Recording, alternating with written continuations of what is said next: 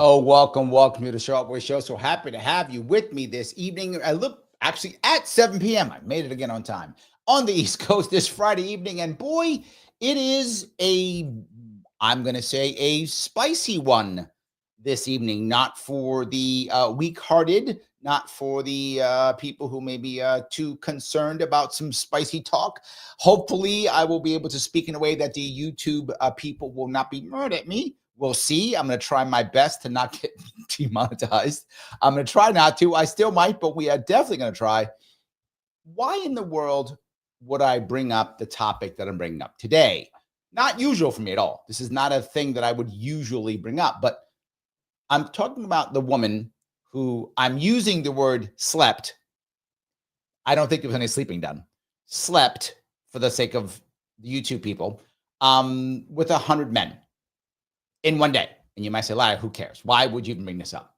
There are two reasons why I want to bring it up. Number one is, yesterday in the chat, there seemed to be some people going back and forth about women and bad boys. Remember that conversation we had last night?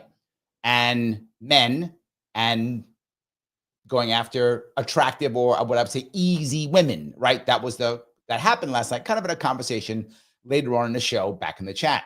Made me think about this. It's a cultural issue. People are back and forth about the culture.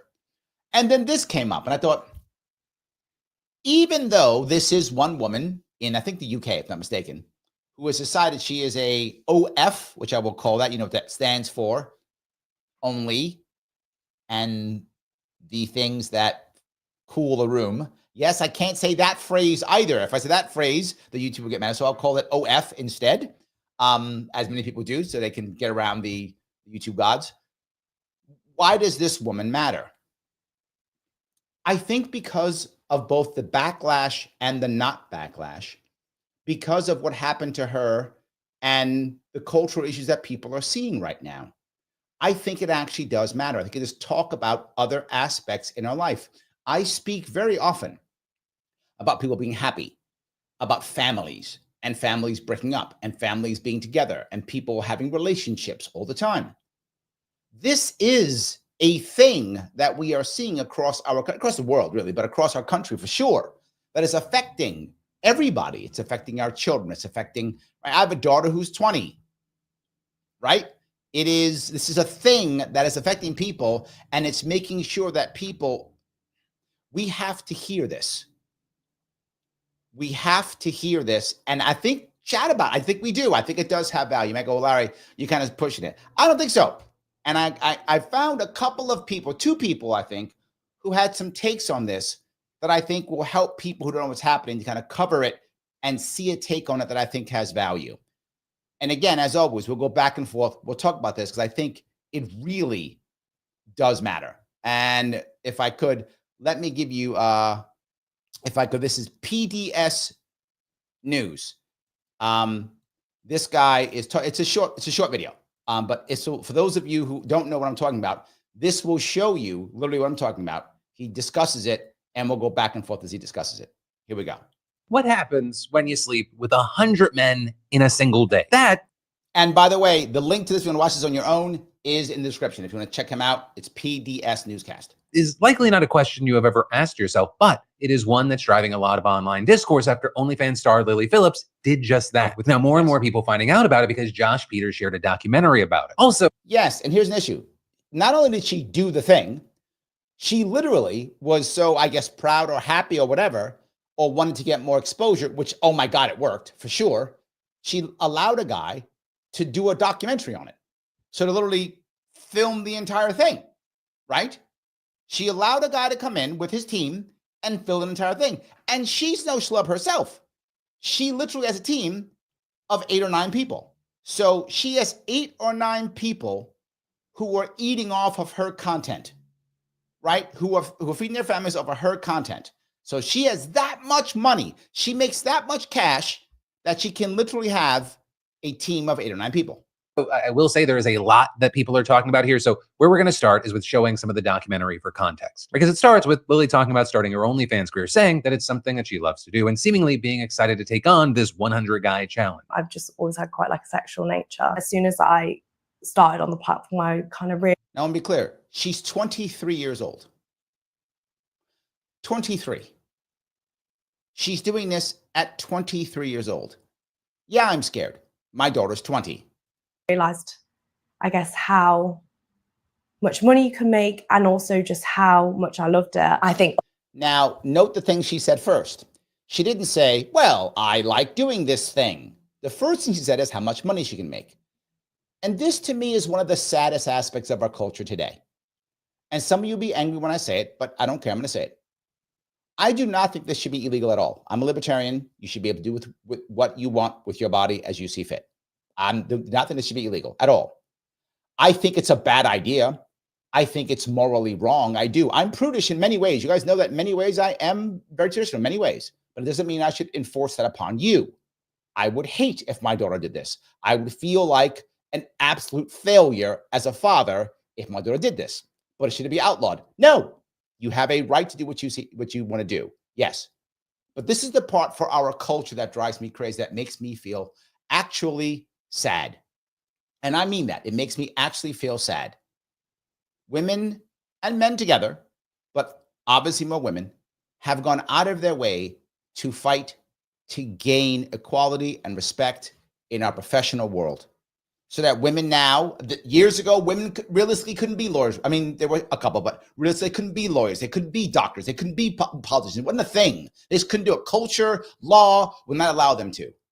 Those legal barriers are gone. If anything, legally, they're extended more. There's a higher chance of a woman to do these things if she chooses to do so, right? Culture, there's still barriers, of course. There's still cultural barriers, of course. But legally, the barriers are gone. And if you think that's not true, you're living in a fantasy world. Legally, the barriers for a woman to do whatever she wants in America is gone. She may do as she sees fit. And so many of them are finding out that the answer is modern day selling of your body. Now, in certain cases, it's exactly the same. In this case, it actually is. But in certain cases, it isn't. But many women, too many, have decided this is the right answer. Isn't this a problem? Shouldn't we as a society be worried about this? Shouldn't we be concerned? And that women who are 23 go, let's see, I could finish college, or I could get a job, or I could start a business, or I could become a doctor, a lawyer, whatever. I could become the thing that I want, a marketing chief. I could start a nonprofit. I could decide to stay at home and be a stay-at-home mom, right? I can do the thing that I want to do. And what am I going to do? I'm going to sell my body online. That's what I'm going to go sell my body online. She chooses that. And not just that, millions of women are choosing that. Wow. This really is sad. We talk about freedom. This is freedom, 100%. I agree that she should be able to do this. But then this is what she chooses. And this is what we give and we pay for it.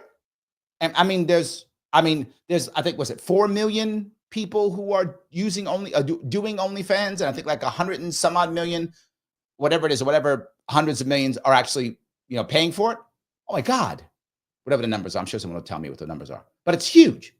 That's the answer. Other people in the industry definitely look down on me for doing this, but I think at the end of the day, people forget that it's also my fantasy, and this is also something that I'm really enjoying and want to do and have wanted to do. The issue is, I don't doubt that there is a desire for a woman, and a person, I shouldn't say woman, for a person to want to be desired. I think all people want to be desired, right? Man or woman. But I get you want to be desired. I understand. I want to be desired. I want you all to think I'm a hot, sexy man. Of course I do. But she can get paid like that. Not be forward with you. If I could get paid like her, I don't know, would I do it? I don't think so. But I'm just saying, our society has said, no, you could just do this and get paid and get tons of money. Clearly, the money is an important part to her. Clearly, her lifestyle is an important part to her. She doesn't have to do hard work she doesn't want to. and she's choosing to do this instead. Before I was even in the industry. With Phillips saying she's not in this industry because she had no other choice and that she feels empowered making money off the idea that guys sexualize her because she feels men sexualize her no matter what. And it shows her setup, how comfortable she is being filmed, doing sexual acts. But even though she said many times that she likes her OnlyFans career in general and is looking forward to sleeping with 100 guys, Josh kind of questioned some of it and had a lot of concerns. Right? Like when the applications opened for men to apply to sleep with her, it was like floodgates opening. People from all over the world started flying in to do this. But it also seemed like there would be no criminal record check on these guys. And while Lily said they were prioritizing men who had STI checks, it seemed like they weren't going to go to any lengths to verify this or know for sure that all the men were STI free. With there also being a moment where she seemed unsure of some of the risks. Now this part also, right? Because she's basically putting her life on easy street right now. 23 years old, tons of money, probably never had to have a real job, right? Went right to OF, thinks this is how life should be. So life's easy. So I'll just keep doing this, right? Oh my God, this is the norm. So she's been doing this and now she's getting thousands of men. She's to pick 100 and she's prioritizing those with STI checks. Not only accepting those, prioritizing those. Right? That's the part. You would think that would be like a requirement, but I guess not. But she's kind of okay with it. She's like, yeah, well, we'll be fine. Makes me think, does she already have one or two herself? Perhaps, I mean, look, if you already have it, I guess you don't care, I assume, right? You're like, okay, well, if you got it, someone else does. Maybe, okay, I don't know. Maybe that's how she feels. Maybe she doesn't. This is just oblivious. But here, listen to what she says. She's allowing these men to, I'm going to hope I don't get messed up on YouTube, to complete the task, not inside, but somehow on her in some way. That's what she's doing. And she's okay with that. She wants that. She just says it, not me. You would let like these guys do that on your face? Yeah. And in your mouth? Yeah. What if they had HIV? Is that where it comes from? She doesn't even know if she could get a disease from allowing this to happen all over her.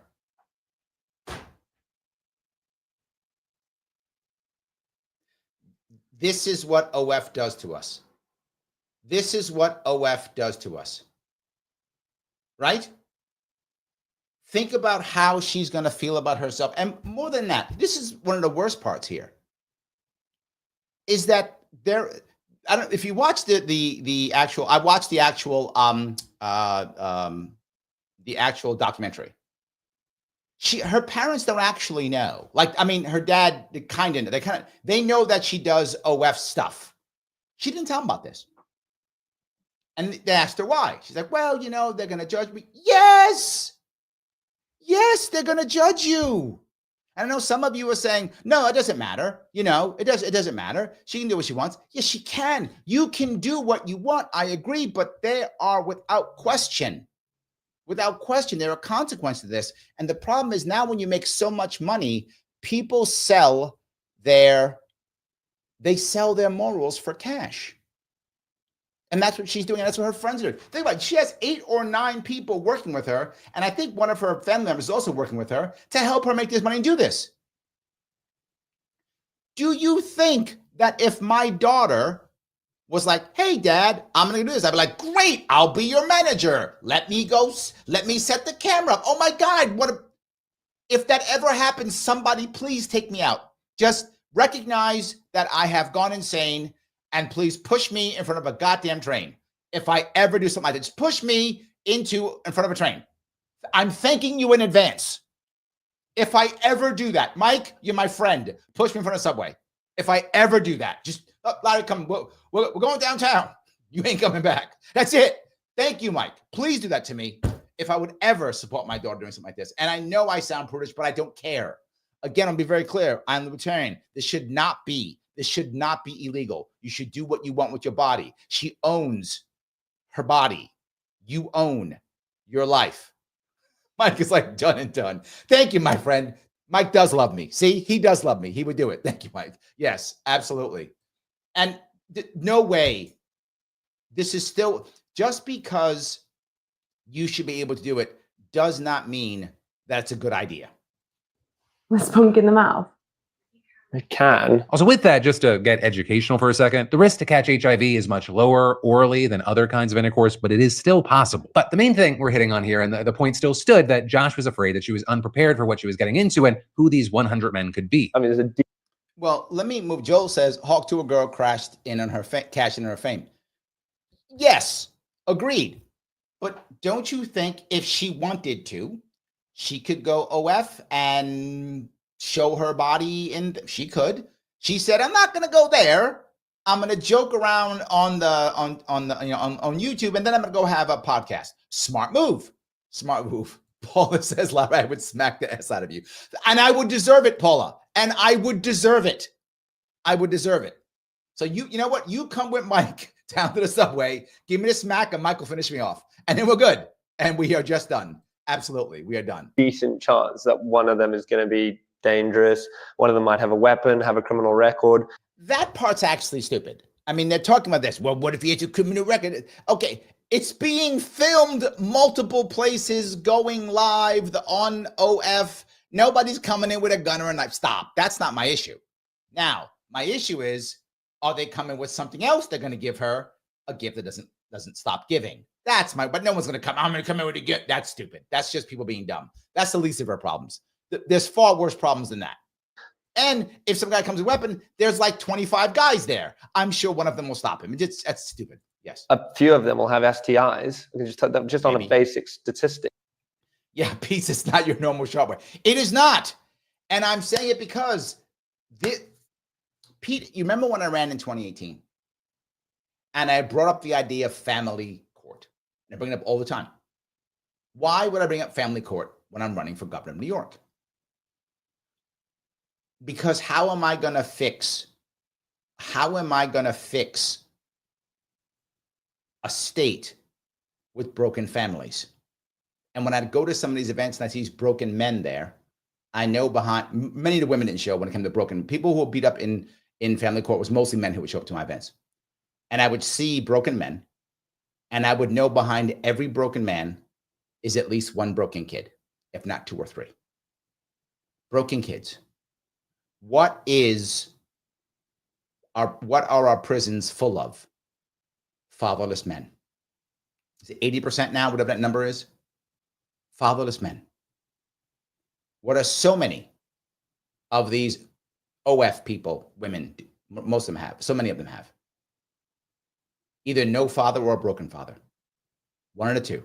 So many of them have a broken father or no father. So many. Not all. There's exceptions, of course. But so many of them do. This is a problem. This is linked to us getting together. Right? This is linked. Yes. Lunatic goes, oh, and crappy mom. Yes, two, yes. But to be very forward with you, most of the time when it comes to teens that are messing up, it's not because of the mom, it's usually because of a lack of a dad. Now, that might be because of a bad mom who pushed dad away. It's possible, don't get me wrong, that does happen too, right? It does happen too. But too many of us think that if I have a good mom, I'll be fine. Usually, no. There are some exceptions, particularly if that mom is savvy enough to put other positive male role models in place for you. And some moms are.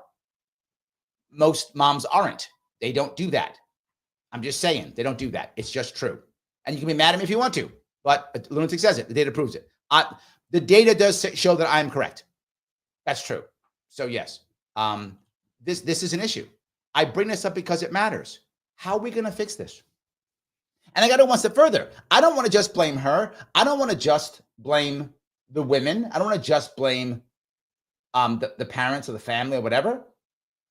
There were literally hundreds of men who wanted to come see her, who flew from other places to come see her, like people who flew from other countries to come see her to go do this. Yes, they flew. They were youngsters, 18, 19, barely adults who came in and did this. Yes, it's not just the women. It's the men who jumped on board too. They also jumped on board. Now, what do you have to think about if you're a guy who would go do this, right? Now, you're not paying, but hundreds of guys wanted to come. The picture you showed, that was all the people who were saying, hey, can I come? Can I come? Can I? What are you thinking? I'm going to tell you what some of these guys were thinking. And this, some of you again may be upset, but I think we need to talk about this. It does matter. There were a whole bunch of men who were thinking, I'll never be able to get a hot woman in my life. It's my only shot. Why not? Why not? Never going to get one anyway. Why not? There were a lot of men who thought that. There were a lot of men in America who believe that, who think they have literally zero chance of getting an attractive woman in their life. They think they have no chance at all. They believe that.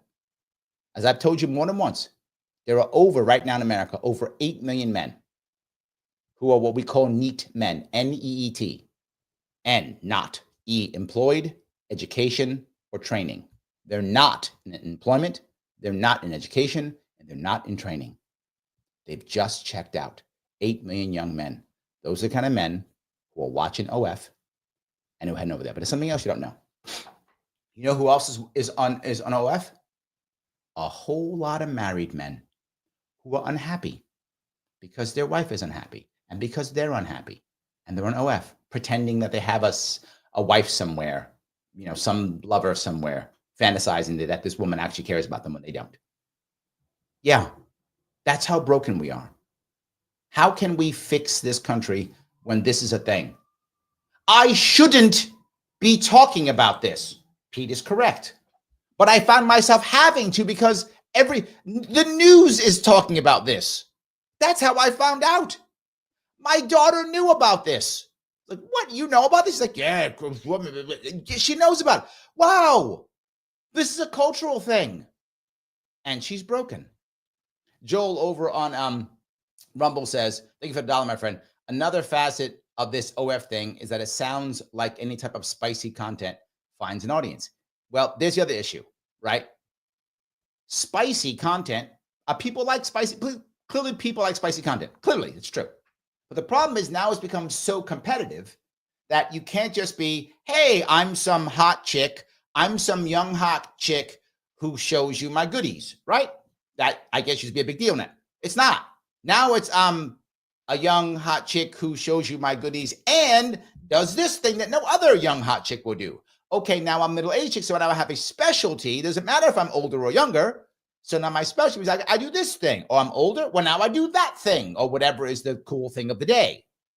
And, other people doing that cool thing? I have to do more of a cool thing. So that's not she's not an attractive woman. She's young and attractive. I'm sure lots of men would love to view her goodies. I'm sure lots of men would. But she's like, no. I got to make extra cash. So I got to do it with 100 men. And I have to hire a team of 8 or 9 people who now will cheer me on when I wreck my life, when I gamble my health, when I gamble my future. I have 8 or 9 people cheering me on. Not just that, I have family members now cheering me on because they're getting paid too. Wow. You can know that a few of them are going to have STIs. Also in this doc, it seemed like she was putting a lot of pressure on herself, saying that the thing she was most nervous about was that all 100 guys might not enjoy it, and she wanted all 100 to view it positively. But then, by the time the day came, things went wrong. Think about that. One of her highest issues was, will the men be happy? One of her number one concerns was that. I would ask you, you don't have to have a degree in psychology, be a PhD, be a licensed therapist, to ask yourself, how broken is this woman? And the worst part is, she's 23 and a good-looking woman, right? She seems, like a nice person. I don't know, maybe she's terrible, but I'm assuming she's a decent person. Do you think is it that impossible for her to find a relationship and a man who could feel satisfied with her? Maybe she's so broken that she literally cannot find a man that she can please. That might be true, which means, oh my God, it's horrible for her if she really is that, or whether she is or not, whether she believes that. There's the worst. She might be wonderful, but if she believes that she can then make a man happy, of course she goes here. If that's been smashed into her head, if that's the daddy issue she has, if that's the mommy issue she has, if that's whatever, Oh my God. Running late right off the bat, she was unable to take as many breaks as she intended to, and the day ran way longer than she anticipated, which for some context on the time, each guy was given 5 minutes, but many went over, and so that alone puts you at well over 8 hours, plus she had to take breaks to shower. It also seems like not all the guys followed the rules, right? Some went past their time slot, and she alluded to feeling pressured into letting them. She also told the men that they couldn't finish on her eyes, but some did anyway, even if it may have been accidental, which caused pain in her eyes. But really, the most viral part of this whole documentary and situation was the aftermath, where she discussed how intense all of it felt. It's not for the weak. Look at that. She knew, like, it wasn't like she didn't know this could happen, right? This is about, she knew what she was doing. She made this decision and she went to do it. And this is all the problems she was going to have. Of course she was. Beat girls, if I'm honest. It was hard. I don't know if I'd recommend it. I don't know how to explain it. Like, I wouldn't recommend it. It's hard. I wouldn't recommend it. So she's trying to be tough. It's not like just having sex with someone. yeah. Just wanting. And look in the back. That's all like papers on the floor. When the cameraman went into the room, she had cameras in the room for her content. But when the other guy, the documentary's cameraman went into the room, he retched. He went, I'm not joking. If you watch the documentary, he literally retched. That's how horrible that room was. And one out, like, it feels intense. Like more intense than you thought it might. Definitely. Yeah, boom. And there she is, broken. When I saw this part, I thought to myself, some people would have taken this as a low point, and they would have then said, okay, I got it. I'm done, right? Anyone who's in a bad spot, when they hit rock bottom, will sometimes go, wow, I'm at rock bottom. I'm done. But I knew she wasn't. Why? She's put herself in a position, and I fear, and I do this because this reminded me, it reminded me of what people talked about last night. It was about last night, about women, those of you who were watching last night, about women who get connected with a bad boy and then at one point become trapped, right? You've gone with the bad boy. He now is either violent or threatening, and now you're physically afraid to leave, right? And you're stuck. And it happens to lots of women who get stuck with a bad guy. It does happen, of course. She has put herself voluntarily into a similar situation. Not that there are people around her that are physically going to harm her. No. But where does she go from here? She's obviously broken, but she has 9 people, including at least one family member, who are depending upon her to eat now. She has a business she's built. She's not going to walk away from this. He says, but Larry, she's destroyed. Yes. And she's not going to walk away. And when I watched the documentary, I knew, I was like, okay, she's finished now. This is the end. That point right there, I'm not joking, was her last chance for happiness in her life. Larry, you're being dramatic. I'm not. I told you guys about a week ago when I was talking about happiness. I said people who are happy spend a lot less time searching for pleasure. People who are not happy spend a lot of time searching for pleasure. She spends her life searching for pleasure because she's so goddamn unhappy. She keeps pretending she's happy or thinking she's happy. She is not. And I told you 3 things grant you happiness. You have to feel loved. You have to feel respected. You have to have purpose. If you have none of those, you will become self-destructive. What do you see there? Someone who's becoming self-destructive because she has no real purpose. She's just making purposes up, like, I'll have 100 guys. By the way, her next one is 300, and she's vowed that next year she'll do 1,000. Yes, 300, and next year 1,000 in one day. She hasn't learned anything, Larry. I think she has trapped herself. I think she's trapped herself into a spot, and there's no one around her. Remember, I tell you, when people are in trouble, when people are addicts or any problem, what do they require a social structure to support them. You need it. Her social structure is based upon her making money for these people. That's her social structure. Are they going to stop her? No. They're not going to stop her. Go on. Do 2,000. Keep going. How much money we make this month? No, do 4,000. I got to buy a new car. Do 5,000. This is what we're going to do. I wish I was joking. You know I'm not. This is the world she's in. They go, Larry, why am I focusing on her? Because there are thousands of women in this country doing exactly the same thing. And millions of people in this country who think this is not a problem. It's okay. Good. Good. Keep it going. Yeah. Meanwhile, I just told you there's 8 million men who've checked out. There are so many men in this country who don't want to date at all. And when they see this, this validates their opinion. I'm not saying this is what women are. I'm not saying that. What I'm saying is this validates your opinion. You've watched. Why in the world is there a place for so many people who are like Andrew Tate in this world? There's a place for multiple Andrew Tates in this world. And some UK Andrew Tate. I know, I get it. I understand. There's a place for him. And many people like him. Why? Because young men have checked out and require something, and they will pick up anyone, to include an Andrew Tate or people like him. Of course they will. All over the place. Of course.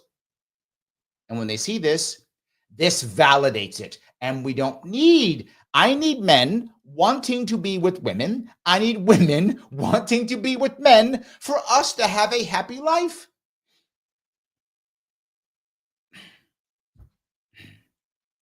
I need people being together, period. Culturally, socially, sexually. And I don't actually care if you want to go, if you want to have multiple partners, as long as it's open and honest. And there's some, that's fine too. I don't care if you have same-sex partners. I don't care. Just have partners. We need partners. And this isn't working. We can see it everywhere. For those who don't know, you know what among straight, gay, lesbian couples, you know what the highest divorce rate and the lowest divorce rate is? Lowest divorce rate is gay men. Highest divorce rate is gay women. I'm not making that up. Data is in. They now know from all the states that accept marriages from same-sex couples, gay men are the most loyal, gay women are the least, and heterosexual couples are in the middle. That's just the data. I'm not making this up. That's just the data. I would like us all to be loyal to each other. I don't know. Maybe am I being too prudish here? Am I taking this too, maybe I'm taking this too far. It just seems like this is, all right.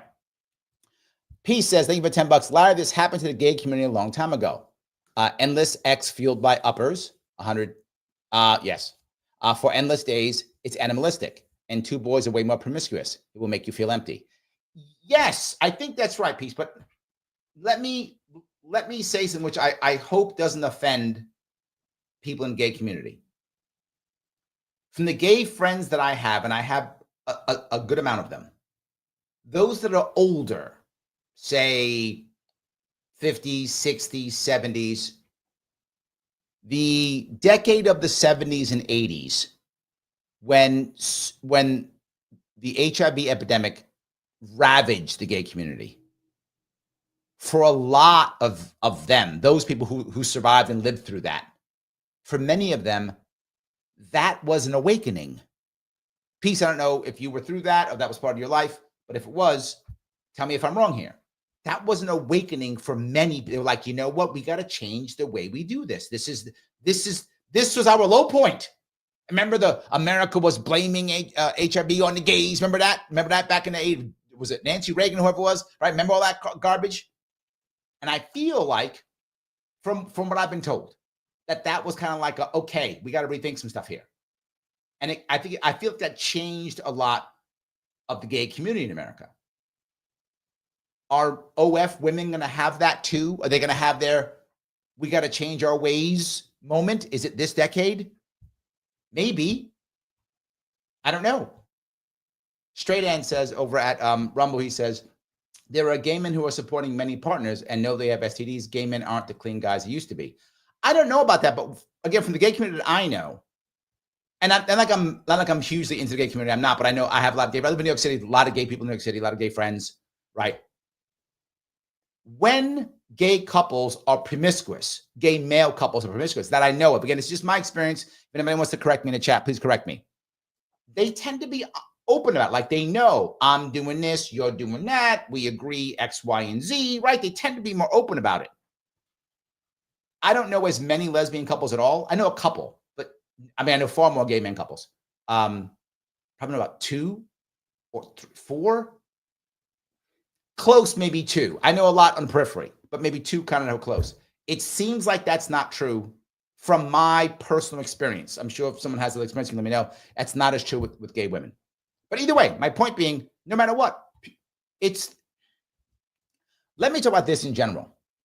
I'm going kind of all over the place because it's an issue that you can see bothers me, particularly because my daughter is moving into this world. So of course I'm concerned about it, right? Of course I am. The piece that is bothering me is she's 23. Her world is telling her that the right answer is to keep going. But inside of her, she's thinking, I'm doing something wrong. It's broken. I'm doing something wrong. It's broken. But she won't stop. And her entire system says keep going. But here's the worst part. How does she now move on from this? How does she move on from this? How is she going to find, assuming she wants one eventually, a real relationship? What kind of man is going to want her? Larry, you're being cruel. I'm being honest because she is going to want a certain type of man. Women are going to want a certain type of man. Straight Ann tells me that, yes, they're open. Most gay men are very loyal. I don't know if that's true, and if there's data on that. But I guess there is because of divorce. So probably, yes, that's probably true. There's probably data that would support that. So yeah, there's probably something to support that.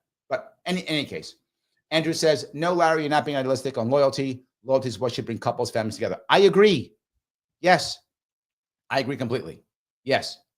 So anyway, Mike says, to Kim, she is the men involved are equally abusive and wrong. They don't have the control. She does in this case. And her mom, she will be called empowered.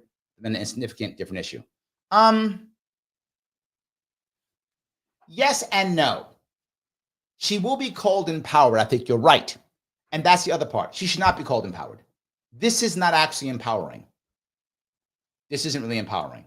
It's a false sense of control. She actually isn't empowered at all. I think but you're right. She'll be called that as a way of somehow defending her for no reason. Those defending her are actually hurting her. And that's the hard part. People will be mad at me for saying this is bad.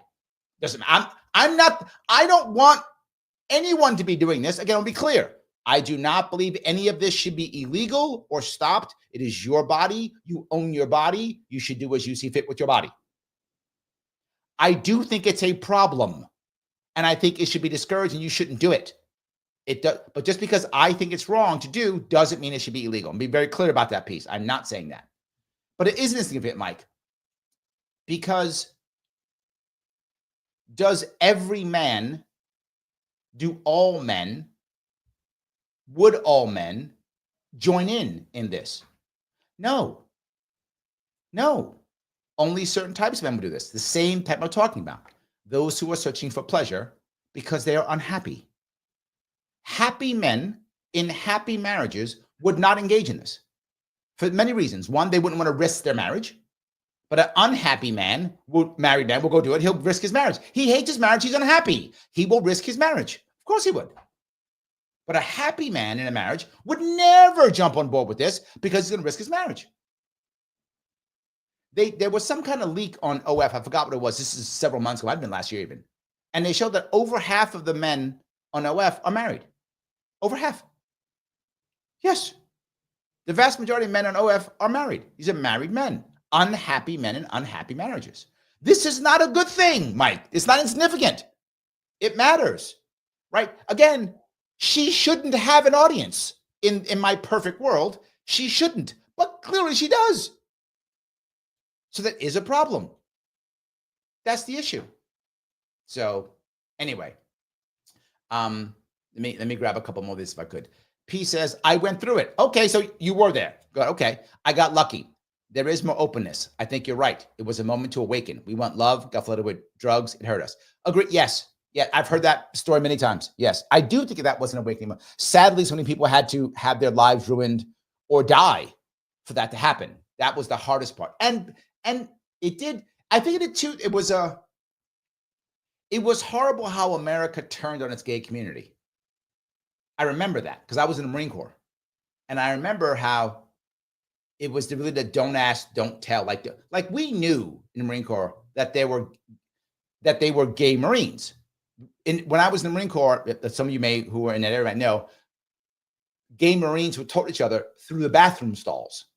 I'm not joking. They'd put like how to talk to whatever in the bathroom stalls. That's how they knew. They talked back and forth. And it was when we would go to the clubs out of the base, there was a term they used to say, "Are you a family man?"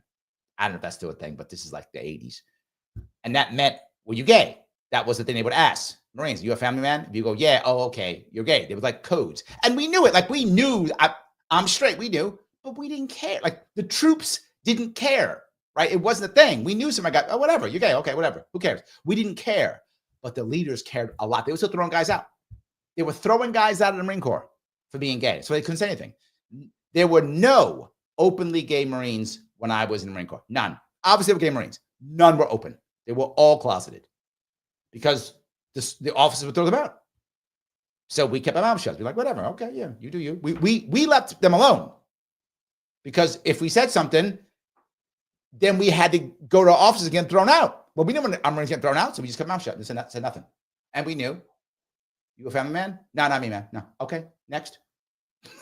That was it. Anyway, but yeah, America turned on our gay population in the 80s, but I think because of that, I think we came back and we're not like that anymore, anywhere near that anymore in America. So I'm happy about that part at least. That's something. Anyway, let me continue if I can, and we'll wrap this up. Just take 1 minute. She's devastated. The awkward interaction of like you feeling pressure to have to meet them if like you haven't spent enough time with them and feeling like you didn't give them a good time. Sometimes you'd like disassociate and be like, like it's not like normal things at all. And with all that, she may not. She just said she also talks about how she just kind of disassociated and walked away. But she had to act like she loved it. This is victim talk, right? What she just said is victim talk. Like if you were a victim of SA and you had to be quiet because you feared for your life, so you disassociated and pretended like it was good because you didn't want the person to physically harm you. This is victim speech. And she's still here. Yes. Instant Defense says 1,000 next. She's ready. Instant is correct. She's already said she would. She's going to do 300, I think, in next month or whatever she said. And then by next year, 1,000. She's going to work her way up. This is her purpose. This is her goal. That's her purpose and goal. She has no purpose and no goals. That's the problem. She does not feel loved. How do I know that? Because she's worried about making these random men who she doesn't remember even their names. And she said, by the way, during the documentary, she said, out of the 101 men who were there, she only remembers 6 or 7 of them. So 90 of them are just a blur. Think about that. 90 men, a blur. Don't remember your name, nothing. Just a blur. Think about this. And I will ask you, what kind of man will she draw? Now, every woman wants what she believes is a high quality man. Now, obviously, that quality man is different depending on the woman, right? But no matter what, she wants some kind of high quality man, whether that's by his looks or his finances or his education or whatever you see as, right? Whatever the woman sees as value, right? She's going to want that. What man who fits those criteria is going to want to date her? That man does not exist. I'm not trying to be cruel. That man does not exist. The men that will date her are not men that she will feel is quality at all. Her chances at having the relationship that I know she wants, because the vast majority of men and women want a partner and want a relationship. That's a fact. Again, some don't. It's absolutely true. Some are like, I'm good, don't need it. I'm over here, leave me alone. Some are that way, 100%. The vast majority, though, do want a relationship. That's just a fact. She, I'm sure, wants one. She'll be worried about these things. And what's happening? She's finished. At 23 years old, she is destined to not have the relationship that she wanted to have. She will have to change what she sees as quality. She will have to, as many people say, settle. She must, or she will be alone. Horrible. Horrible. Greg says, the lure of mountains of easy money can tempt anyone to do all the things they may not have done otherwise. Greg, well said. The lure of mountains of easy money can tempt anyone to do things that they may not have done otherwise. Yes. But then I would ask you, Greg, if you could commit a horrible crime, take someone's life or something like that, and I'd give you a lot of money, would you do it? The vast majority of people would not. Right? Why? Because in most people's eyes, that's a terrible thing, not worth money. Here's the problem. There are millions of people on OF as creators, hundreds of millions who are actual customers. Society has said it's normalized. One of the worst things you hear people say, and this is almost only women, we need to normalize this thing. Almost always when someone says normalize something, it's not a good idea. Almost always it's not a good idea. Because that means they know somehow it's wrong. And so they want society to deem it correct. We've normalized this. It's a problem. That is a problem. I've actually been the only one shaken up by the experience. The documentary even showing one of the guys barely able to hold and sip from a water bottle after sleeping with her. This also, as her team seemed pretty supportive in the aftermath, saying she took it like a champ. However, yeah, because they all got paid.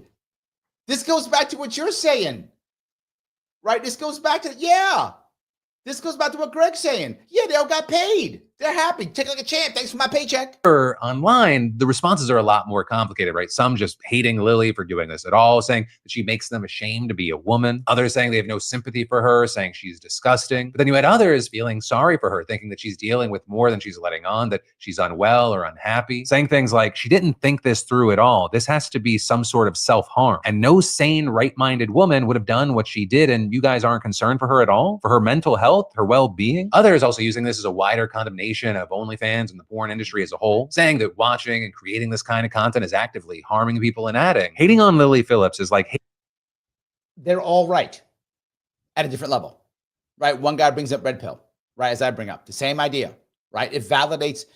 So many people get mad at me and go, Larry, how do you know so many red pill people? Because a lot of them actually are libertarians and they reach out to me. So that's how I know so many of them. And people go, well, red pill is bad. It's hurting people. And I always say, no. The red pill community, for those of you who, I know some of you like the red pill community. I'm not attacking either of them. All I'm saying is it is a very aggressive community. And there are two parts to the red pill community. One part I like a lot, one part I don't. The one part that I like a lot is there's a part of it that says, you men, get on your purpose, get strong, fix yourselves. Love that part of the red community. Other part is all women are bad, women are terrible. Hate that part of the community. But that still is what it is. It's that combination. But the red pill community, it's a symptom of our culture. It isn't the disease. It's a symptom of our culture. Men and women are not getting together. People are not talking to each other. People aren't getting together. People aren't creating pair bonds. People aren't bonding. They aren't doing it. You see it everywhere. They're to the same level. They're not. That's the problem. We are lonely. Cheyenne says, X has been sold to society my entire life. X has been sold to society. I'm not sure what that means, Cheyenne. Let me, if you can put that in a regular comment, I'll look for it. I don't know what that means. So Jennifer says, yeah, I married average men. There we go. There we go. Ron says, I am so black-pilled that it will take a major upheaval of this corrupt system to bring it back. Ron, you go further to black pill. This actually black pills people too. This black pills people too. Yes. It makes people say, why bother? This is the end. Why I don't want to do anything. I'm not even red pilled. I'm black pilled. I don't care. It doesn't matter. I'm going to go live off and that's it. Yes. Absolutely. 100%. So yes. Jennifer says, porn is always around. However, yes, but this is a different level. Jennifer, this is a different level. OF is different. Let me explain why it is different. Not that it isn't the P word, because I'll get canceled on YouTube. Not that it isn't the P word, it is, but here's why it's different. When I was a kid, you had to go buy a magazine or scan a magazine and look at some picture of some woman who you'd never meet, you never talked to, never knew. She was totally done up. She was a fantasy, and you fantasized that she was some girl you knew or whatever, right? That's what you did. Got it. Now, you literally go online and talk directly to the person. She's a human being. She's a real person you know. You call her by a name. Who knows if it's her real name or not, but you call her by a name. You ask her to do things. She does the thing. She calls you by your name and says how awesome you are and compliments you on how smart and handsome you are and all those things. It's a back and forth. It's a parasocial relationship. When I was a kid, it was a piece of paper. Now, it's a person, and I have and you can actually go and have sex with them, as she just did. You can literally go, and it's not just, it's more than that, right? And if you're with somebody, you're with a partner, Jennifer, you're with your partner, and your partner sees a picture of someone who's attractive, and they go, it's attractive. You might not like that, but there's no risk to your relationship over that. Whether you might talk about that, not like that, whatever, there's no risk to your relationship because your partner sees someone on a billboard or a magazine who they think is hot. There's no risk to your relationship. But now your partner is talking to that person, going back and forth, seeing them naked and having them do things that they command for money. Now your relationship is in jeopardy. Do you see the difference I'm saying? OF is not Playboy magazine. Way different. Way different. If your partner looks in the magazine and sees someone, that they think is hot, okay, you may not like it, and it may be an argument or a conversation, okay, but you're not in jeopardy. But now, every day or every night, or every morning, or every other morning, whenever, I don't know whenever they go on, I'll guess at night. If they're married men, probably at night, I assume. Or maybe during the day when they're at work. Whenever the OF time is, I'm going to say something about argument at night. So you're mad at your partner and you're going to show your partner, you're going to go to bed without him. Okay, great. You go to bed without your partner. Wonderful. Now they go on the computer, go on OF, and they got their partner ready. Right there. They don't need you no more. They don't need you. They got their partner right there who will say whatever they want to be said because they're giving them money. Say, I'm the smartest, I'm the funniest, I'm the hottest. Say the words I want you to say. They'll do the thing I said, they'll do it. You won't because you're mad. It's not a piece of paper. It's different.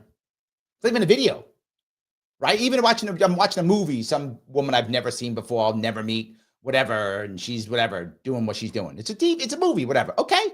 No. It's a person. Then I tell you I'm on a business trip. Ain't no business trip. I'm going to go see her. Because she's doing a video and I'm a star. Now we got a problem. So it's more than that. And that is my point. It is more than that. So yes. Jennifer says, wow, I don't know anyone that goes on OnlyFans. I hope. I'm sure you do. They just haven't told you. There are, I don't know how many. So Pete says, Larry, please with all the pill colors. Yes, I will. Blue pill is someone who still thinks that the system works. Blue pill is usually used by the red pill community as an insult. He's blue pilled. He still thinks that women are good. He still thinks the system cares about you. The government cares about you. You're blue pilled, right? Blue pill's even used for people in politics. Oh, he's blue pilled. He thinks the government's going to work. He thinks voting is going to matter. That's usually a blue pill is usually an insult. Someone who doesn't know any better, who thinks things are going to go well. Red pilled usually means one of two things. Either you get it, the system doesn't work, you understand it, you're smarter than the rest, right? That's usually how it's used. When it comes to the male community, it means you get that men are the best, that women are all out that are terrible now. You should ignore them. It's that, right? There's very few good women. That's where that red pill comes. Black pill says you've just given up.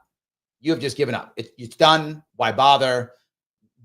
Build the shed in the woods and just live there. It doesn't matter. Who cares? Don't bother trying to do anything. It's all just going under. It's a waste of time.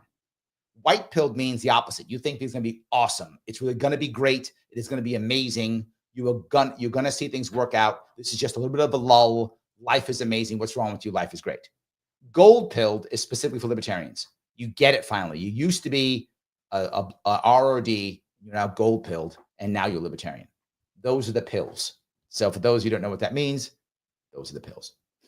There we go. All right. I hope that answered your question at least. So let me grab a couple more of these before we go. Hating symptoms of a virus, but not hating the virus itself. The sex industry is abusive and manipulative, and what is dressed up as empowerment is actually subjugation and disempowerment, as well as this actress. Now, this part that bothers me, the industry is that way. That's true. The advantage of OF is also a disadvantage. Let me explain what that means.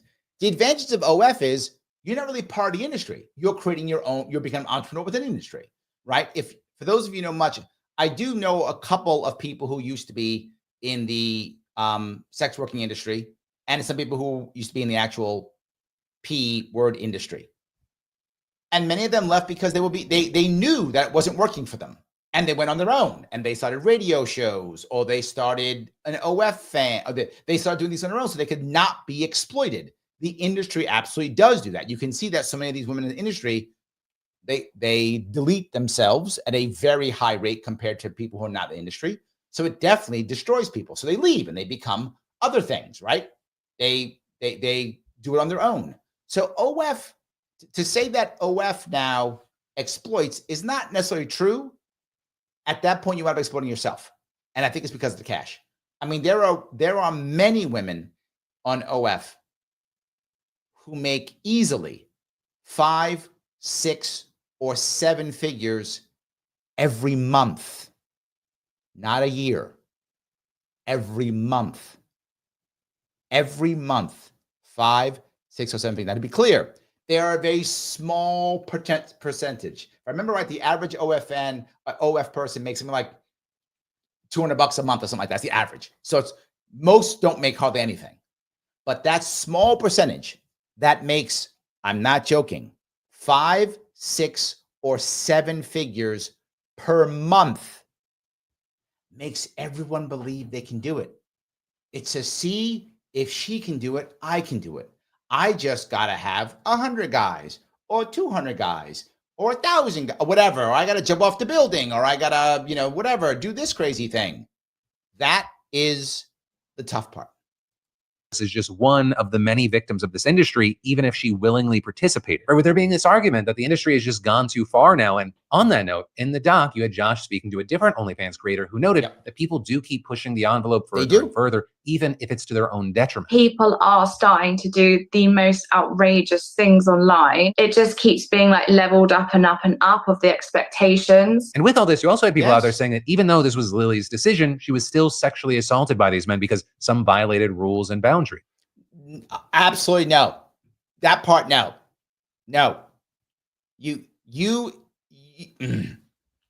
That's just men. You can blame the men for showing up. Okay, got it. But once you're there and now you're mad because you wanted to stay an extra 5 minutes, that's now essay. Stop. That is just people trying to blame men. There's enough reason to blame men without that. That's garbage. Which also resulted in a number of people really mad at her team for having her go through all this with such little protection. And this mad at her team for having her go through it without enough protection. Do you think any of her team sees her other than anything but the equivalent of a racehorse? A pack animal? Am I being too harsh? It's true. Her team sees her like a pack animal, like a racehorse. That's all. That's what they see. Right? Also, is then others out there were more disgusted with the men who slept with Lily than Lily herself, with those in this group arguing that it's the men like them that create larger problems. Arguing it's funny how men are quick to shame women in the sex industry but refuse to acknowledge their role in keeping it alive, and saying this documentary about Lily Phillips is a perfect example. But then also you had others saying this whole situation really isn't that big of a deal as it's being made out to be, and that this is one woman who made a choice, even if that choice is very questionable. With some saying, okay, let me touch a couple of these. Can you be mad at men? Of course. They're jumping on board. Of course. Yes. Of course. And her. Of course. They're all willing participants. Of course. To blame either of them just specific. No. But to be forward. She is the one who initiated this. So you have to put more on her than the men. The men are jumping on board. Yes. But at the same time, she initiated this. This is of her own choice. So that part's hers completely. And her team is like, yeah, we getting paid. Do 100, do 200. They can't wait. This is just people trying to blame people. I'm saying this shouldn't be a thing. I shouldn't be talking about this. Nobody should. But clearly we are. Things like, why is the internet making it seem like this is just some gal who got in over her head on OnlyFans? She is a porn star who makes porn. Everyone made the crying at the end sound intense, but it really is that she's tired and upset that it didn't go as smoothly as she wanted versus the devastating toll this has on her. And then absolutely not. That woman is fooling herself. This has gained fire and gained traction because she isn't the only one. There was a woman, oh my God, was it last year? Some Australian woman. I forgot where I saw this. So I think she's Australian, New Zealand. I think she's an Australian woman who last year decided that her goal was to go find 365 strangers. So she would have 365 partners in a year. And that was her goal. 20-something woman again, 20-somethings. And just doing that. And they're like, one day I'll settle down. Do you think that there are men that you would find as quality who would do this? You might go, Larry, it's not fair. It isn't fair. You're right. Still true. The kind of men who are going to want to marry or settle down or be with a Lily Phillips or whomever is the other woman from Australia, whoever, are not the men that they're going to see as valuable. They're not. Because the men that are desirable by those women will find other men. And we'll find the men. We'll find other women. Or the men if they're gay. But I'm saying they won't find her anyway if they're gay. But assuming that they're straight, assuming that those men are straight, they're not going to find those. They're not going to find her. She's finished. And she's 20-something. Larry, you're being mean. No. They're wrecking their lives. And here's the worst part is, again, there are millions. When I meet women, I sometimes ask them, do you have an OF? I'm shocked how many tell me yes. I ask them, do you have an OF? They're not even mad at me when I ask them. They don't get mad. They go, no. Oh, yeah. Because they know some people who do. You might go, Larry, why does that matter? Here's the issue. This is the same as I said, the old Playboy isn't the same as OF. If you were a woman who wanted to be promiscuous, and you decided, it's 100 years ago. It's not 2024, it's 1924. So you leave New York. So you live in New York in this case because you're in my city. And you go to the West Coast and you join a California brothel and you have relations with, 300-400 men, whatever is the amount you have, whatever that was, for a year. And you just go nuts and you sleep with everything you can. You do all the things you want to do. Okay, great. Then you come back to New York and say you were at a commune, whatever. Men won't care. They won't know. Who would know? There's no videotape. There's no pictures being taken of you doing it. What are you going to do? No, not me. Don't know what you're talking about. This is online forever. This is online forever. So now, if you're a guy, you want to date her, people are going to say, oh, that's your wife? Oh, that's your girlfriend? The one that had 1,000 dudes? That's your girl. What man that she would find valuable? Like, yep, that's the one. No, it's impossible. You can't hide it today. It doesn't work. That is now permanent. And there are literally millions of women who are permanently scarring themselves for the future. This is a problem. Greg says, I think it will damage her life in ways that she can't begin to imagine or comprehend. That's not what sex was meant for, in my view. Greg, I agree with you completely. That's exactly my point. Thank you for saying that. You're right. Also, some just kind of in the middle saying Lily Phillips is a grown woman who is aware of the consequences of it all and consented for it. She's most certainly not a victim, but I can't help but feel bad. Physically and mentally, she surely can't be okay. And so with all that, of course, I want to pass the question off to you here. Where do you stand on this? Right? We've talked about a lot. Anyway, I thought you that was interesting when I happened to pick him because of that. I thought it was interesting. The way he looked at it, I thought was kind of interesting. He covered a lot of the issues that I wanted to talk about. So I appreciate him doing that. By the way, his link is in the, if you go check out his entire thing, you can do that. So yes. Daniel says, with all the current issues affecting liberty, it is sad that you are covering this person and her stunt. Nobody even cares if you slept with 1,000 dudes. Daniel, I disagree with you. I think this is literally everywhere. If you go online and put in 100 men, she will pop up everywhere. She's the entire first page of Google. I'm not joking. This is on mainstream TV. This is all over the internet. And here's the worst part. If we don't show what's going on here, we can hope, I can hope, Daniel, that at least one person looks at it and goes, Larry's right, this is a bad idea. I'm not going to do it, or I'm not going to join in. I'm sure there's people who are like, oh, great, I wish my favorite OF woman would do this. I'll fly on a plane to wherever, Atlanta, so I can get on board. I'm hoping that guy will go, you know what? No, I'm not going to do that. I'm going to stay home.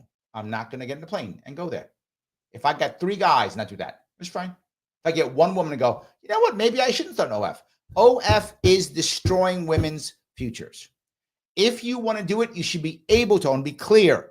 I do not want to outlaw it. I don't think you can. I don't think you can outlaw morality. I don't think you can. It doesn't work. I don't think you can force morality through laws. I think you can do it. You can't. It's a bad idea. You should not do it. That's my personal view. But it is your body, and you may do as you see fit with it. Do you understand the damage you're doing socially to you in the future? That is my issue. That is my issue. I think this does matter. And the worst part is this is showing, without question, how unhappy we are. We are so unhappy. Mike says, so this reminds me of a conversation in Feb 2023 speaking out about OF and the tragedy it creates. As I said then, this is about the damage to our future generations. And here's the hard part. Is it possible, Mike, that maybe in 2 generations, all the children of these women who have slept with 2,000, 3,000 dudes go, okay, I don't care because my mom did it. Maybe. I mean, it's possible. Maybe. But that's maybe 2 generations from now, if that even happens. Right? If that even happens. I'm not even saying it will happen, but I'm saying even if it does, what do we do with 2 generations? Not procreate. Not care about each other. Not have relationships. Does every time you meet somebody, you're going to ask, hey, by the way, do you have an OF, or did you go sleep with an OF person? Is that going to be our thing now? Hey, John, how you doing? Oh, I'm doing great. Good, okay. Hey, by the way, do you sleep with OF guys? Oh, I do all the time. Oh, me too. Oh, my God. Is that going to be a thing? I hope not. I hope not. So Joel teasing me, says, I haven't seen the video, nor do I wish to, but I don't think she slept. She did not sleep. Afterwards, perhaps. Yes, afterwards, perhaps. But yes, yeah, absolutely. Anyway, let me keep going down here. This is another one I'm doing real fast. This one is a different person. She's a woman, and she brought up her view on this real fast. I'll be quick on her because you guys get it now. The first one was much better because he explained a bit of it. She has a bit more opinion on it. Welcome back to my channel. So today we are diving into a pretty disturbing situation involving an OF creator. That's what we're going to call her. There's actually 2 of them that I want to discuss, but we're going to start with the star Lily Phillips, who slept with 100 men in one day. They made a documentary about it. Now, what we have heard for years from these modern day feminists, and we're going to see that both of these creators identify as feminists. Interesting. They say that this. Okay, this part is why I wanted to bring this up.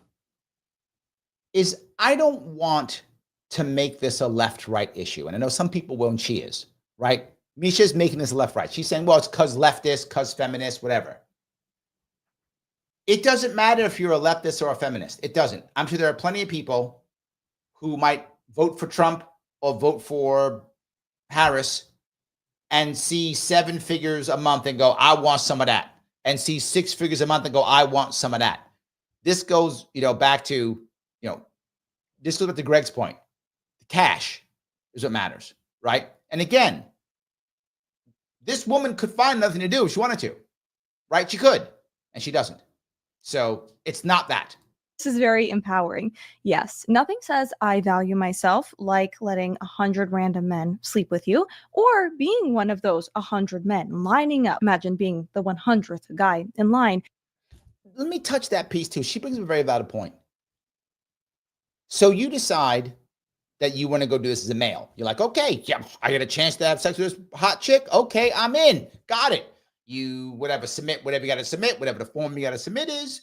You go there if you live locally, or you fly or drive there, whatever, and you show up, and the people are all standing in line, sitting and waiting. And okay, I could only put whatever, 3 or 4 in at a time, or whatever is however you do that, right? Whatever, say 3 or 4 at a time. I'm gonna wait my time. What number you? Number 75. Oh, that's me. You want to go in there, number 75. You want to go in there, number 75. Number 79. Number 98, whatever. What's going on in your head? What's going on in your head if you're number 75 and you don't walk out? Like, I also could see, like, from what I saw, guys didn't leave, right? Look, I could definitely see the guy thinking it's going to be great in his mind, right? He's probably had a fantasy with her. He's been an OF. He's probably told her stuff and they've gone back and forth. They think it's going to be magical when I see her. I could see some young guy. I could definitely see that, right? But then you show up and it's not some magical thing and she's wonderful and in a white gown or whatever thing you imagined in your head. It's like 10 dudes in a room with their pants around their ankles ready to walk inside. I mean, don't you go, you know what? This isn't my fantasy. I'm out. What was I thinking? Isn't that your time when you go, what was I thinking? This is nowhere near what I thought. I'm out. No, they stayed. What kind of man stays for that? And I would tell you another thing. There's a lot of broken men. As broken as she is, there's a lot of broken men. And imagine how many of them, whatever that percentage it is, say it's 25%, of those men who were actually married, who had a wife at home and said, yeah, I got a wife at home, but I don't care. She doesn't love me or I don't love her or whatever is their issue, what they have, whatever. So I'm going to go to this city and go take on this woman for free because that's my fantasy. And if I lose my marriage, what are you going to do? Think about that. This is bigger than some chick deciding to do this because there are thousands of women doing this, each of them with hundreds, if not thousands of men. Each of them. She's going to do 300. They're going to show up. She's going to get 1,000. They're going to show up. Joel says, thank you for this, Joel. Sad fact, the current world record, I didn't know there was one, but there is one, for most sexual partners in a day is held by Lisa Sparks. Well, there we go. Who slept with 919 men at a ex-industry event in Poland, 2004, per Daily Mail. So this is like a thing that people do, and men line up to do it. This is a real serious issue. P says, thank you for $10. I want to remind people we need to understand free will, which is a misnomer. Stop pointing fingers at each other. Collectively, we're all responsible. Let's work together and fix it. This is my point, Peace. You're hitting it perfectly. If this was the only woman who did it, I think Daniel would be correct in his critique of me. I think he'd be correct.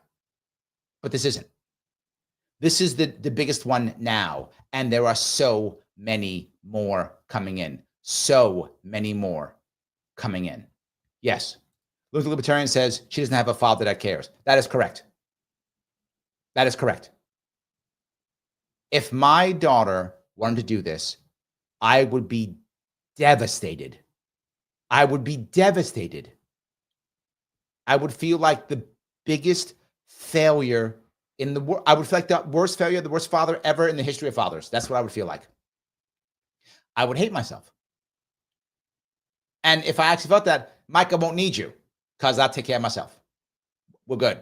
But if, again, I need you, Mike, if I start going, I'm so proud of her. Oh my God, let me be her manager. That's when I need you, Mike. Otherwise, I'll handle it myself. I got that one down. So yeah, it's crazy. Kintsugi says 23, that's so young, and wrecked herself at 23. Paula says, oh, I'm already depressed. Yes. Pete, brother, brings up the most important piece.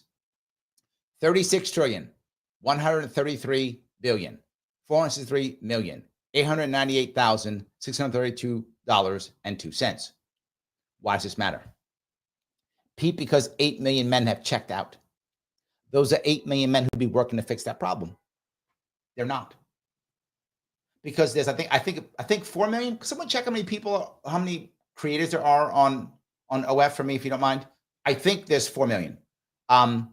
There's 4 million women on OF, and most are American, who aren't creating any value for this, who are just doing OF. Yeah. How are we going to pay it off? When the men aren't working there, instead taking their checks and going over here and giving it to her. So they can, they should give it to her on OF, but then they go and have sex with her. Yeah. Yes. 100%. So, yeah. Lunatic Libertarian says the men are disgusting as well. That's my point. They're as broken as she is. They're broken too.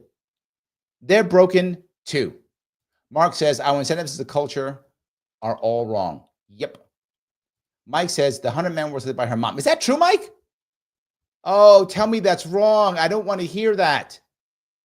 No. I don't want to believe you, so you're wrong, because that would be the most horrible thing I've heard all day. I'm just deciding you're lying. I don't want to believe that.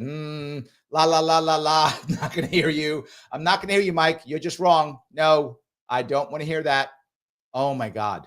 Yes. Wow. Okay. All right. Kim says she'd have to pay me a lot of money to put my stuff in it. That's funny. That's good. Yes. Yes. All right. Kintsugi says, stop watching corn. I like to say that. Stop making corn, destroys people relationships. But here's the issue, Kintsugi. Let me be very forward with everybody here. One of the biggest reasons this is happening goes back to the thing that I keep saying. We as a people are unhappy. And when you're unhappy, you search for short-term pleasure. Corn is that. It is. It's easy. It's cheap. I guess often it's free. Yeah. And you get something else. We're not just unhappy. We're lonely. We're lonely, Kintsugi. Many of us are. I bet a bunch of people who are watching are lonely too. But lots of us are as Americans. We're lonely. So I got to go out and try to find somebody, or I can go on OF, pay some money, and now someone will pretend like they care about me. And because I want to believe it, I will make up this fantasy in my world that this hot chick actually likes me. I'll just make that up in my head because I want to believe it so badly. I will just make it up. And you say, Larry, that's dumb. She doesn't believe you. Yeah, but who cares? I want to believe it. So I want to believe I'm special. This OF person really thinks I'm number one. Yeah, we have a relationship. And then when I go see her, she'll see how special I am and she'll marry me over the 100 guys who are with her. Yes, do guys think dumb stuff like that? Yes, when you're broken, Kintsugi, you do. You do. And there are women who don't feel attractive, who don't feel beautiful, or who feel they are discarded by men who they like. Well, I can go on OF, but I don't start with OF. This goes someplace else. You know where I start with? I start on Instagram. That's where I start. I start on Instagram. And when I go on Instagram as a young woman, where the men that I want near me either don't like me or pushed me away or I fail with them. So I go on Instagram and I get men from all over the world. Tell me how hot and beautiful I am and tell me how awesome I am. And then somebody says, why don't you just go on OF? And they'll pay you like $3 a month or whatever the charge is, right? And you make some money. Oh, really? Yeah. Okay. So you go on OF. So you got your Instagram, you got your OF. Go to OF, and now you start making a couple $100 a month. Oh, it's not bad. And someone tells you, don't worry. Now do some extra stuff for some extra tips, And men will tell you how much they love you more.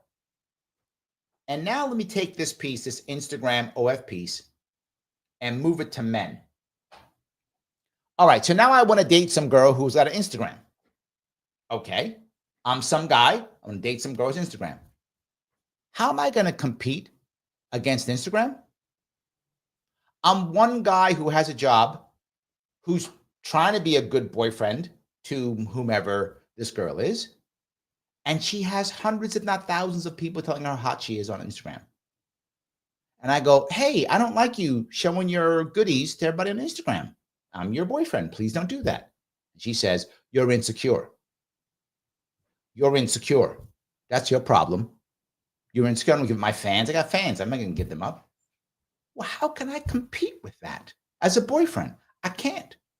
You can dump me because I'm not hot enough. Whatever. Now your DMs are packed with hot guys who are always trying to get in your pants. So you think, because again, you're 20-something and don't know any better. You think those guys actually love you. They don't. They won't get in your pants, but you don't know any better because you're not inexperienced. So you throw me to the curb, who actually liked you. And so now you go with those guys. Those guys are bad boys. They come over, take care of business, and leave you. You begin to hate men. You begin to feel like things are bad. You go back to OF where men will love you again. You can't date me anymore. Now I'm mad because I'm alone now. So I think all women suck because they keep dumping me for the bad boy or for the Instagram or whatever I think. So now I go on OF too. And I get some other girl to think that I'm awesome because I pay her. She tells me how awesome I am. This is happening in China too, by the way, as men are also quitting in China. This is a thing in China too. It's not just America. Millions of men in China are quitting. They're just not working. I forgot they have a term for it. I think it means laying down. If you translate to English, it means laying down. They're just quitting. And they'll be having only one job, delivery. That's their job. So who are delivering to? The women they're watching on their phones. So literally, they did a whole little documentary on this. I saw it on some YouTube channel where there's like guys who are like delivering food to the women who are eating on camera with other men who are delivery guys eating too. So they act like they're eating together when they're not. It's just some women on camera doing that. And it's like places where there's a bunch of cameras women doing it, all making money. Yeah. This is hurting. So you're right, Kintsugi, but you're asking a lot. Our society has not prepared itself for this. And I'll say it, it'll make some of you angry, but I don't care. This was exasperated by the lockdowns. The lockdowns in 2020 and 2021 exploded this fast than we could ever be ready for. We were not ready for this at all. We just were not. And this destroyed us. We were not ready. So yes. P says, think for the $5. I'm not sure, Larry. You can be a good father, mother, and your kid can be affected by the people. Maybe. I can't see it. I can't see it. What's funny is my daughter is actually more conservative than I am. Yes. So I don't know. I don't know what I did. I must have made a mistake somewhere. I don't know. Anyway, Peace goes on to say, I'm lonely, but I have good friends. I'm a stranger in a strange land, Robin Heinlein. To be forward, look, I want us all to have romantic partners. It's good to have romantic partners. Now, for some people, again, there's a percentage of people, and this is always shown on polling forever. There's a certain percentage of people who are not interested in romantic partners. No worries. Good for you for those of you who are not. Most of us do want romantic partners, so we should have them. It's a good thing to have, but not required to be happy. You have to feel loved, but it can be through family or friends to make someone feel loved, right? It doesn't have to be romantic. It can be, and I think it's a good thing. If you want it, you should get it if you want it, but not required. There are plenty of people who are happy without romantic partners. It's not required. But if you don't have anyone who you think loves you, you will not be happy. And an animal won't do it. I know some people think, well, I'll have my cat and my dog. No. To be happy, you have to believe that some human being that you care about loves you. And that could be your brother, your cousin, your sister. It can be a close friend, to your point, Peace. It can be that. It can be family too.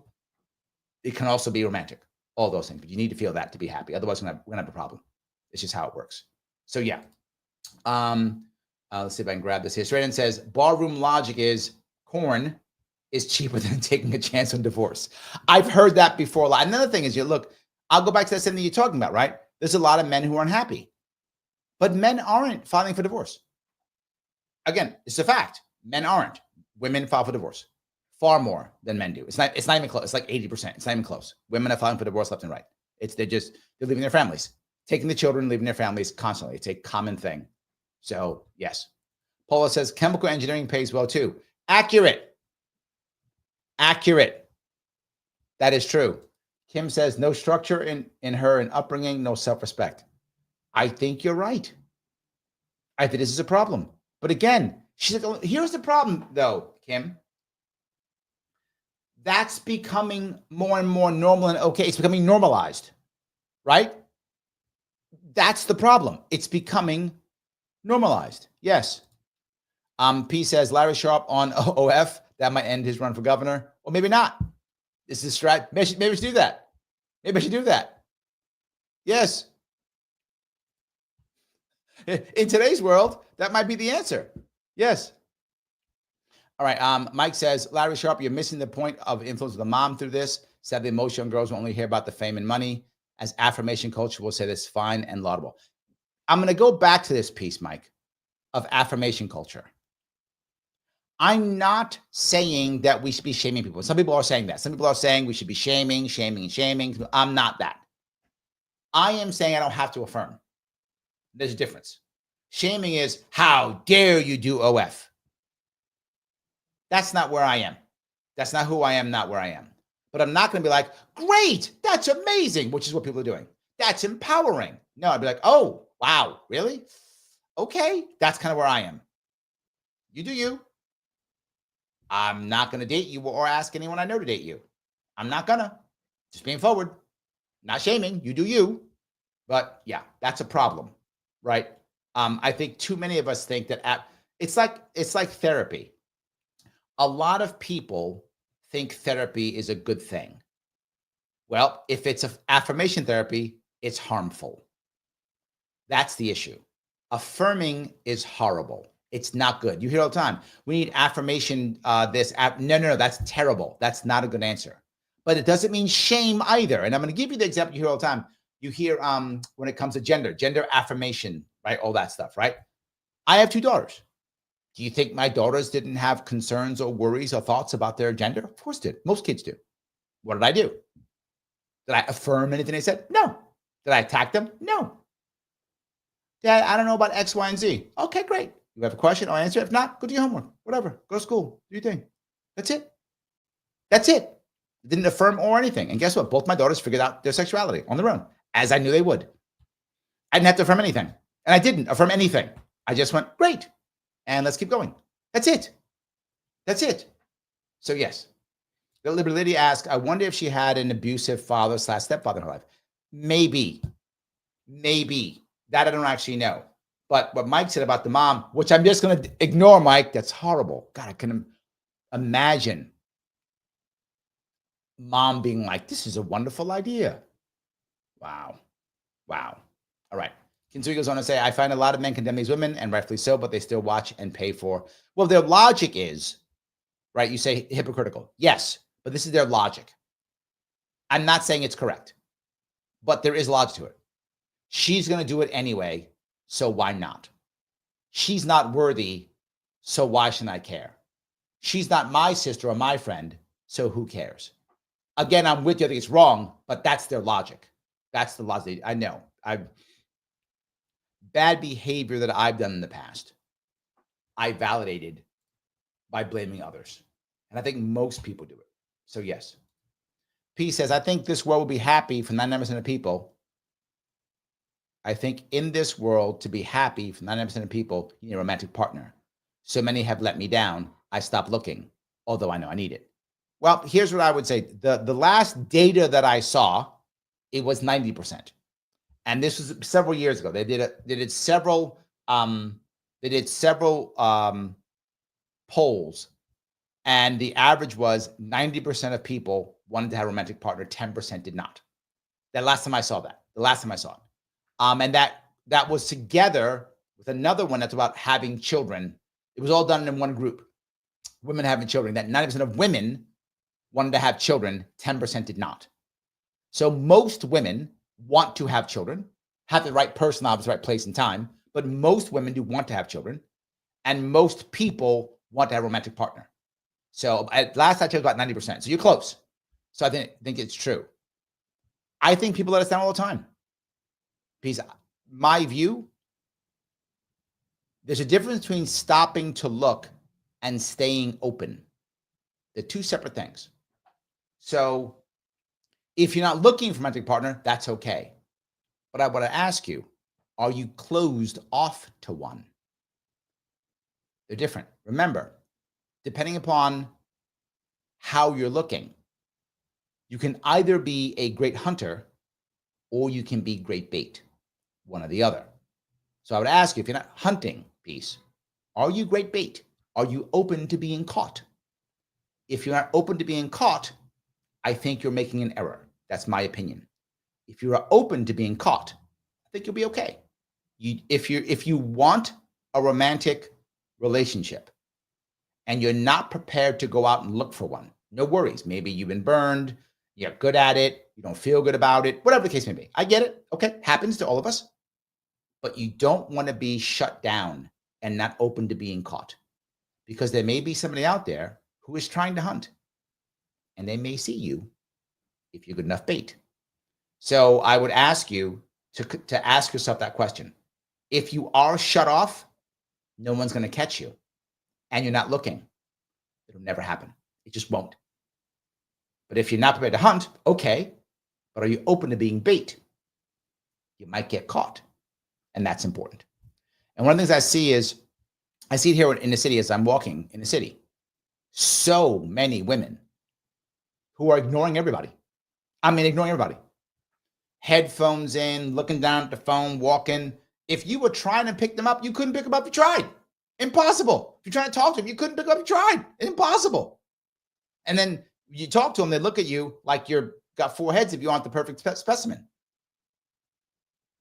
Tough to get caught. And they go, I can't find any good men. Well, you're not looking for them yourself. You don't want to go hunting. Okay. Are you open to being caught? No. Well, then how are you going to find a good man? Only chance you got is them damn apps. That's all you got is the app. Not the right answer. You got to at least be open to being caught. That's it. So yes. There we go. P says, no Christmas present for friends. Give my present to Larry. I hear there at me. I will hunt. Okay, hunting is fine. Or getting caught. Either one, piece. Either one. You pick. You can do either one of them. You can hunt or be caught, but you need to be open. That's it. Mike says, this conversation needs to be shared. Honest observations that are blind affirmation. Hit the like so YT doesn't suppress and bury this, because media and colleagues will spin this. Colleges will spin the positive only. Agreed. Yes. Kim says, addiction is more than addiction to drugs. You are correct, Kim. Yes. 100%. Yes. You are right. Jennifer says, my father abandoned me and I never did this. I'm going to guess something, though. Jennifer, I'm going to guess something. I'm going to guess you had positive male role models in your life. It is always best to have a positive father in your life. Always best, but not required. But having positive male role models in your life are required. That can be family friends. That can be older brother. That can be uncle. That can be grandpa. It doesn't matter. You, generally speaking, you really want positive male role models somehow in your life. Female too. I'm sorry. Also female, obviously, but it isn't as difficult. Most of the time, the mom gets the kids most of the time. So finding female role models isn't as difficult. Still, you need to have them 100%. Finding the positive male role model is harder, particularly when you're a teen.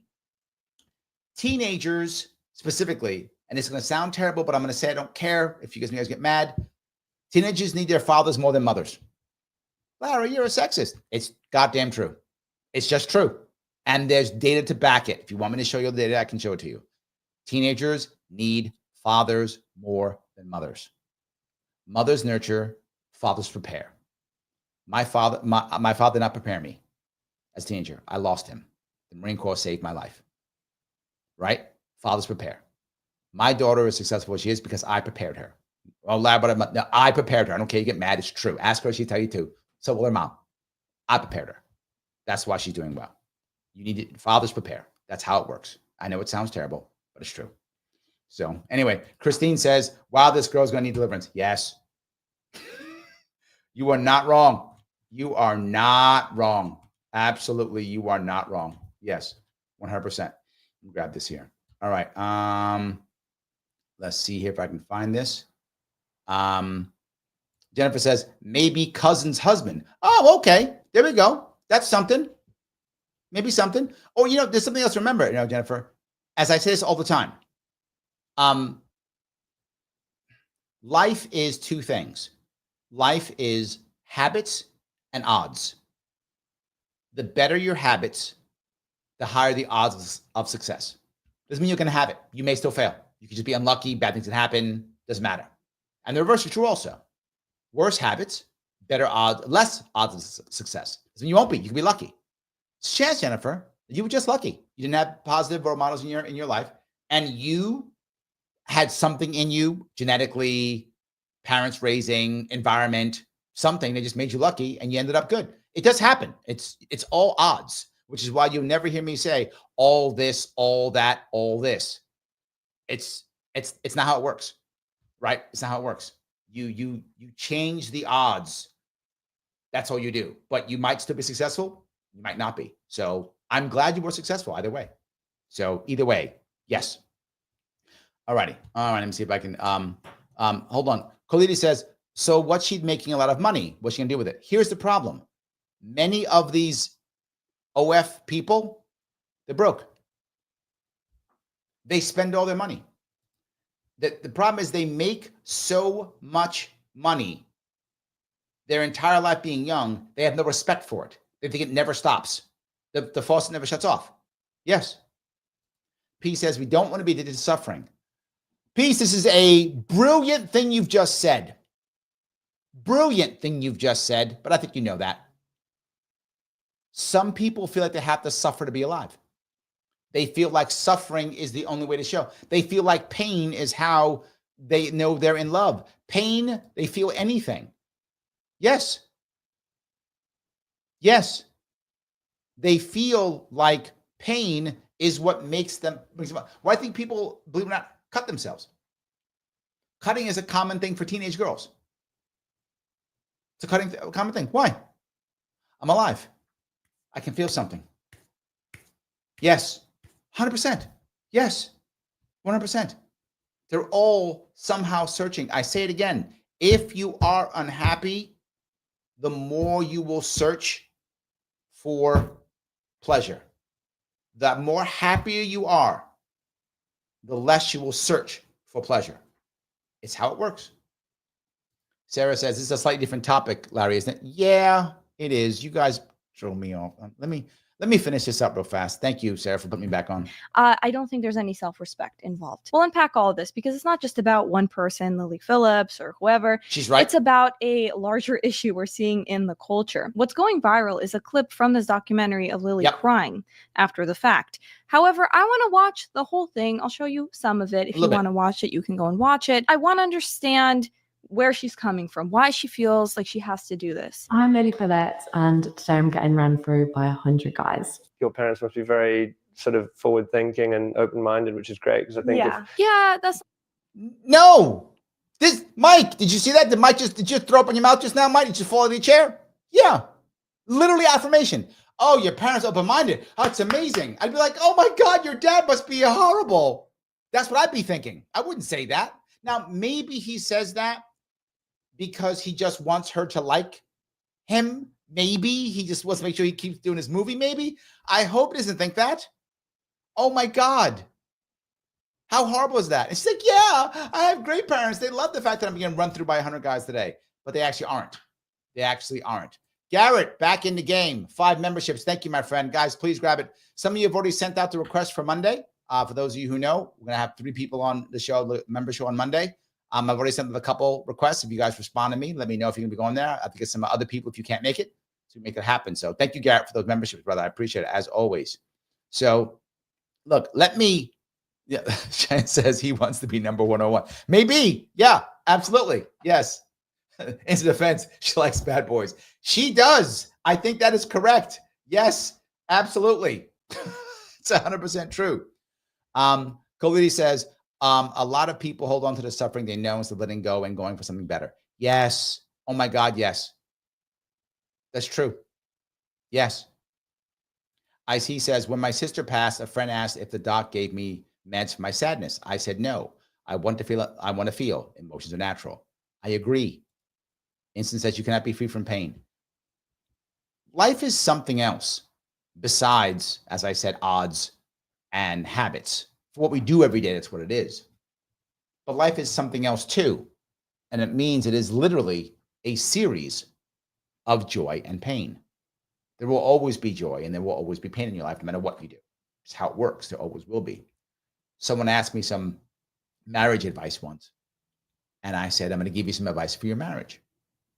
Don't think because you get married, all of a sudden things change and you don't have joy and pain. You will still have joy and pain. You still have it. The difference is you'll be able to share both. And that's both good and bad. That's the difference. You'll share both, but you will still have joy and you will still have pain. And your partner will still have joy and your partner will still have pain. You'll just share both of them now. And again, that will sometimes be good and that will sometimes be bad. Yes, very true. And how we deal with one is how we deal with the other. One of the reasons why I didn't like my daughter's, there were people who wanted to put my daughters on drugs at different points of their life. And every time I said no. Every time I was like, nope, no drugs at all. None. They were like, why? I said, because I don't want them to be numb. To your point, I see. I don't want them to be numb. I don't want any of us to be numb. I want us to know what pain is so we can have joy and know what joy is so we can have pain. Yes, I think you have to. The other issue is what I would always say is everything in life is temporary. Everything in life is that's what gets me through life sometimes. Everything's temporary. Joy and pain. So when I have joy, I should really enjoy it because it's going to go away. And when I have pain, I should push through it because it's going to go away. It always changes back and forth. Now, some joy lasts for a long time and kind of comes back in waves, right? Like I'm joyful and then something kind of bad, but then the joy comes right back again because I have that. And some pain too. Pain's horrible now. Then it eases off a bit, then comes back again in waves. That happens too, but it still goes back and forth. Absolutely. So, yes. Christine says, I lost my daughter 3 years ago on the 23rd. The pain is part of life. I'm happy I got to have her for 28 years. Oh my God, it's so short. So damn that short. Christine, I'm sorry that you lost her so young, but you know what? You're right. You had her for 28 years. That is a good thing. And the same thing, though, it's terrible that you lost her at 28. It's a terrible thing. I'm glad you're open in just 3 years to be able to talk about it openly like that. In 2010, I almost lost my youngest daughter. She had open heart surgery at 18 days old. And that, broke me and it broke my family. It broke us, there's no doubt. But she didn't die, luckily. We have her. She's fine. Things good. We almost lost her. And I would say if we had lost her, that would have been the end of everything. I'm lucky that I still have her. And the pain that I felt was only on the maybe. Your pain is on the real thing. And I'm sorry that happened to you. I'm glad you're able to talk about it and get through it. And that you have, what's the saying that I think all the time, which is, when you have a good relationship and you lose it, whether it's through death or through loss, whatever it is, if the relationship was strong and good, over time, thinking about that person brings back far more joy than pain. And I was with my father passed when I was 11. It was horrible. Right? Those first couple of years, like I mentioned to some of you before. But now, I have his flag right here, right? I think of him almost every day. And it brings me joy and pride now. Now, it's been freaking 40 years, right? But It brings me joy and pride now. I don't think sadly about him at all now. There's no sadness that comes from his memory anymore. It is nothing but good and joy and pride and wonder that I had a father for the time that I had him. So I hope, Christine, that at one point you'll be the same way if you aren't already, which I think you're obviously already on your way there. So yes, you want to say my faith has got me through. Yep. Sarah says, we are so lucky to have time with those we love. I don't know if it's my age, but I cheer up every few times a day with the 10 minutes of life. So look, the reality of this is now because of this, I'm going to stop this now because, all right, Christine, you just blew it. It's done. I got to get rid of this now. My point being of all this thing is, look, we need to be able to have relationships. We need to not destroy ourselves. This is important because it's a symptom. This is a symptom of what is happening across our nation. I speak about all the time. We need to be happier. We need to have relationships. We need to meet people, get out there. To Peace's point, either hunt or be hunted, whichever is appropriate, right? No judgment on which one you prefer. I'm okay if you're out making a first move. I'm okay if you're open to getting moved on. All good, whichever you prefer. My only piece is if you want that relationship, you have to act accordingly. If you're in any way jumping on the OF bandwagon, whether you are creating content or whether you are enjoying the content, whichever the case may be for you, you're not helping. You're not helping. That's what I would tell you. You're not helping. You have every right to do so. It's your body. Do as you see fit. I would never want to be outlawed. It's you do what you think's appropriate with your life. Understand you're not helping. Also understand something else. You are looking to set yourself up for failure. You are lowering the odds that you will be happy.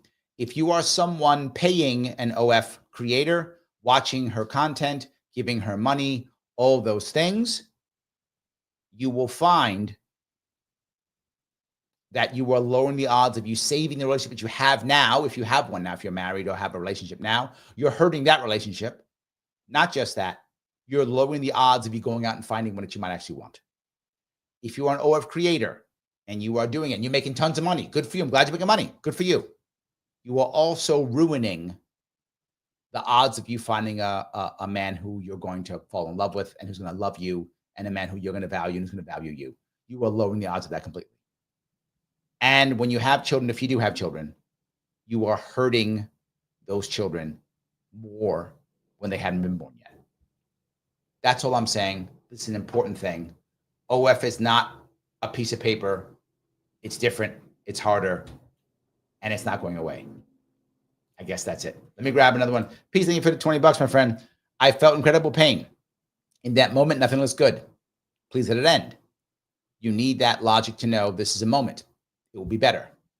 I lost my entire family in 15 months. I remember you telling me that. Not one person, everyone.